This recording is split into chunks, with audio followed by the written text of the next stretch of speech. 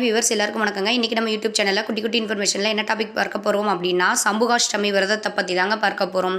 தேய்பிறை அஷ்டமி நாட்கள் துர்க்கை, சரபர், பைரவர் முதலான வேக வடிவ தெய்வங்களை வழிபடுவதற்குரியன.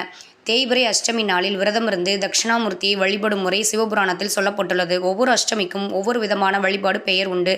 ஒவ்வொரு மாதத்திலும் வரும் தேய்பிறை அஷ்டமியை குறிக்கும் ஒரு சிறப்பு பெயர் உள்ளது. சம்புகாஷ்டமி என்பது புரட்டாசி மாதம் வரும் தேய்பிறை அஷ்டமிக்கு, அதாவது அக்டோபர் 14 உரிய சிறப்பு பெயராகுங்க. இது பைரவர் வழிபாடு செய்வதற்கு மிகவும் உகந்த நாள்.